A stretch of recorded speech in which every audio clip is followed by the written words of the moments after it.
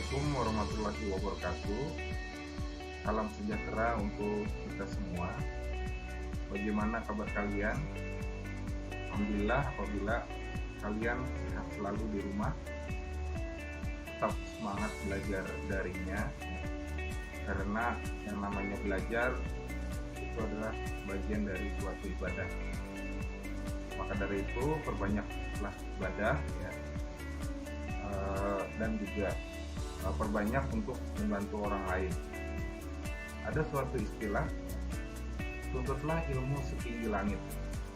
Ya, jadi namanya langit itu sangat tinggi sekali, ya, sangat luas sekali, ya, tidak ada batasan. Yang namanya langit, sama seperti belajar. Ya, namanya belajar itu tidak ada batasan.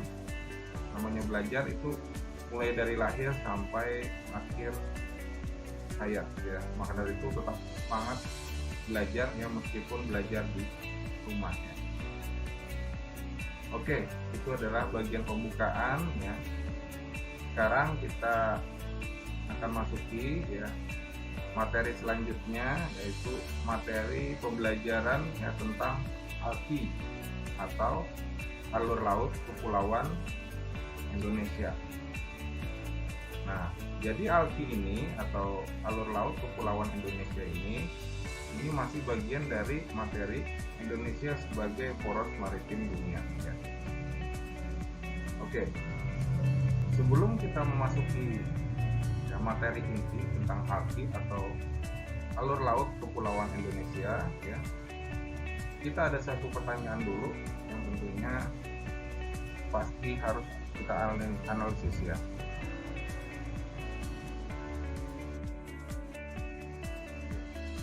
Apakah boleh jika kapal asing memasuki perairan Indonesia? Ya? Ini tentunya pasti ada jawabannya. Bisa dikatakan boleh, ya. Bisa dikatakan tidak boleh, ya. Tergantung situasi dan juga kondisinya ya. Dikatakan boleh apabila kapal asing yang memasuki perairan Indonesia tersebut itu memiliki izin dan juga memiliki perjanjian dengan pihak Indonesia. Bisa juga dikatakan tidak boleh apabila kapal asing yang memasuki perairan Indonesia itu tidak memiliki izin dan juga tidak memiliki perjanjian dengan pihak Indonesia ya. Nah, jadi tergantung situasi dan kondisinya antara memiliki izin dan juga tidak memiliki izin ya. Oke, sekarang kita akan masuki materi tentang ALKI atau alur laut kepulauan Indonesia ya. Oke, di sini kita melihat ALKI atau alur laut kepulauan Indonesia dari segi definisinya, dari segi pengertiannya ya. Oke, pengertian ALKI atau alur laut kepulauan Indonesia adalah alur untuk pelayaran dan penerbangan ya, yang dimanfaatkan oleh kapal atau pesawat udara asing ya. Sudah jelas pengertiannya seperti itu ya. Jadi yang namanya ALKI ini ya sangat mendukung sekali ya jalur perdagangan internasional maupun juga nasional ya. Nah, terus bagaimana sih teknis ya, lalu lintas di ALKI ini ya, bagaimana? Ya, contohnya Indonesia mengimpor sapi ya, dari negara Australia dibawa menggunakan kapal, tentunya nanti akan melalui ALKI atau alur laut kepulauan Indonesia ya. Seperti itu contohnya. Contoh lainnya Malaysia mengimpor sapi dari negara Australia ya, dibawa menggunakan kapal ya, tentunya akan melewati ALKI ini atau alur laut kepulauan Indonesia ya. Contoh lainnya lagi Brunei Darussalam ya. mengimpor daging domba dari negara Australia ya, dibawa menggunakan kapal ya, pasti juga akan melalui ALKI atau alur laut kepulauan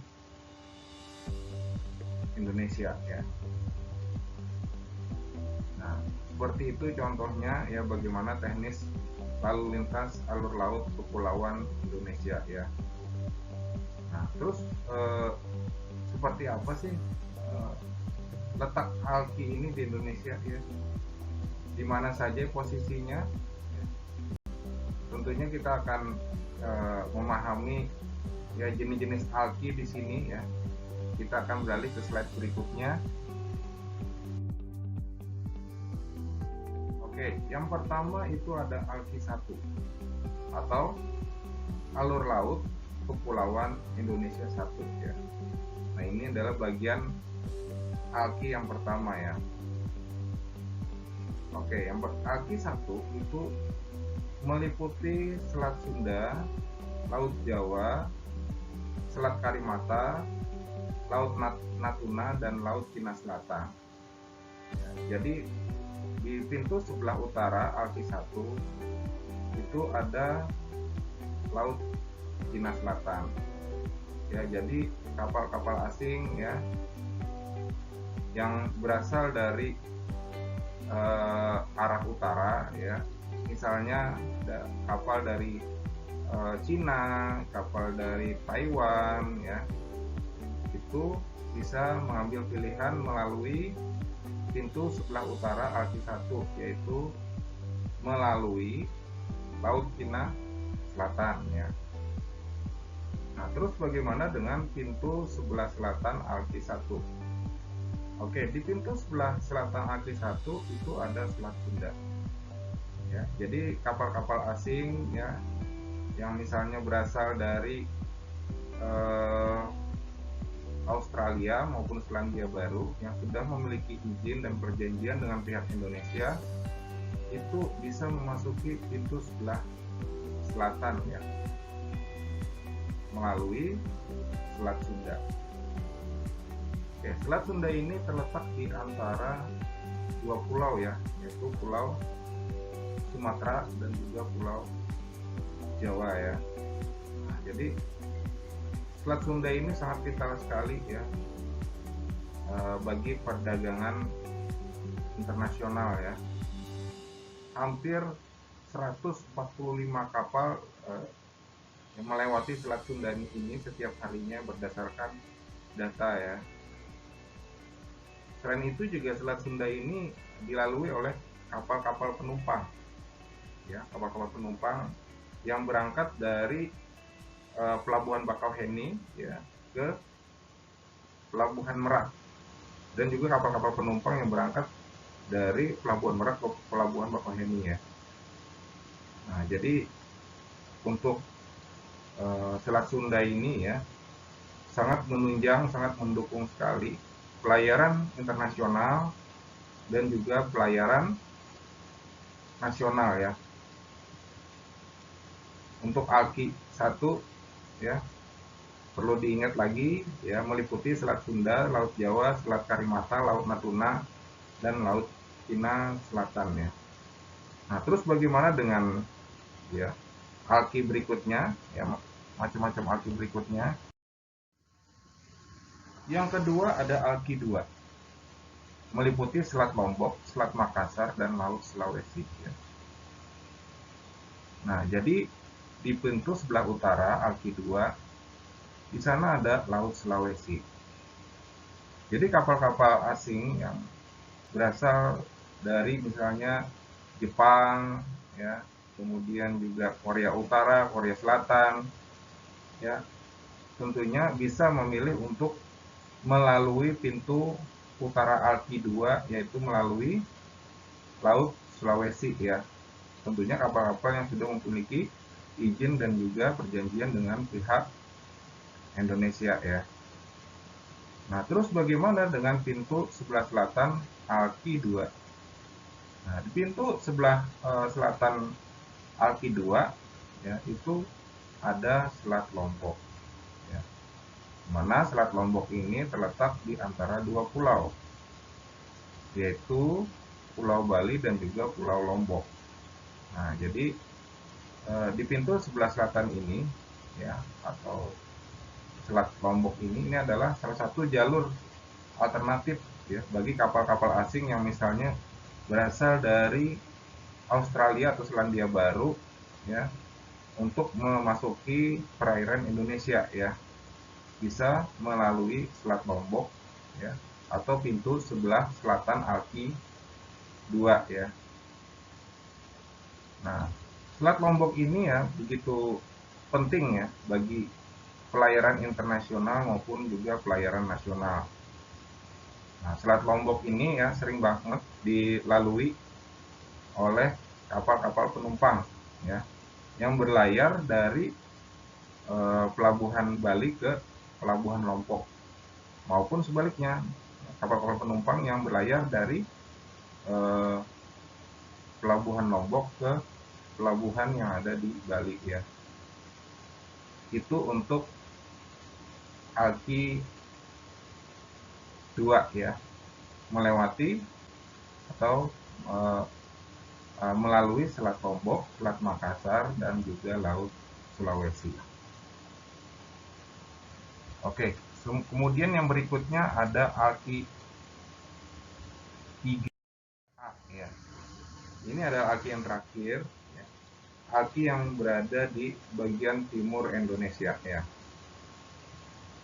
Oke, untuk Alki 3A ini dia mempunyai 4 cabang, yaitu Alki cabang 3B, Alki cabang 3C, Alki cabang 3D, dan Alki cabang 3E. Oke. Untuk Alki cabang 3B itu meliputi, ya, Laut Maluku, Laut Seram, Laut Banda, dan Selat Leti, ya. Kemudian untuk Alki cabang 3C, ya, ini meliputi Laut Maluku, ya, Laut Seram, Laut Banda, dan Laut Arafura, ya.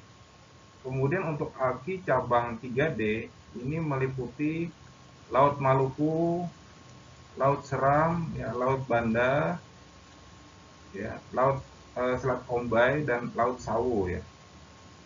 Kemudian untuk Alki cabang 3E meliputi Laut Sawu, Selat Ombay, Laut Banda, Laut Seram, dan Laut Maluku, ya. Oke, jadi kalau kita lihat pada gambar, ya, itu ada 3 garis di bagian selatan Indonesia, ya. Jadi untuk Alki, ya, untuk Alki 3C, nah itu posisinya digambarkan oleh garis yang berada paling kiri, maaf, paling kanan, ya, berada pada paling kanan di antara 3 garis yang ada pada gambar, ya, paling kanan, ya.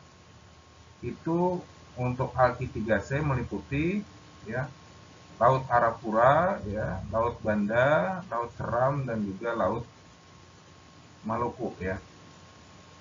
Kemudian di mana sih posisi Alki cabang 3B, ya? Kalau pada gambar Alki cabang 3B itu digambarkan dengan garis yang berada di antara 3 garis tersebut, garis tengahnya, ya, garis yang berada di tengah-tengahnya, ya. Nah, itu untuk Alki cabang 3B, ya, meliputi Selat Leti, ya, Laut Banda, Laut Seram, dan juga Laut Maluku, ya. Oke, jadi untuk 3D dan 3E itu digambarkan dengan garis yang berada di sebelah kiri di antara 3 garis, ya.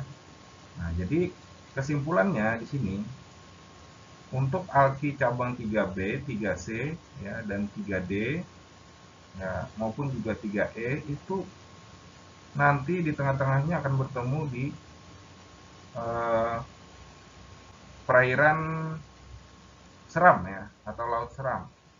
kemudian bermuara ke Laut Maluku ya.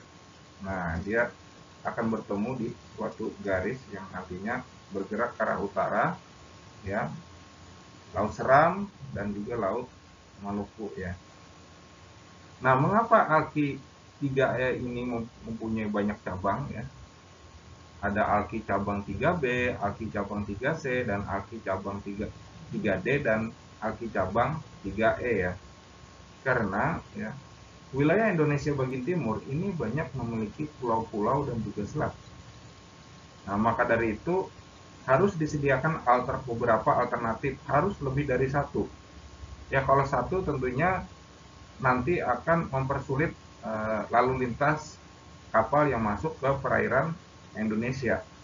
Jadi harus dibuat cabang-cabang ya, penghubung ya, untuk bagaimana kapalnya bisa bergerak ke arah utara maupun juga bergerak ke arah selatan ya. Maka dari itu dibagilah ya Alki 3A ini menjadi 4 cabang, yaitu Alki cabang 3B, Alki cabang 3C, Alki cabang 3D, dan Alki cabang 3E ya.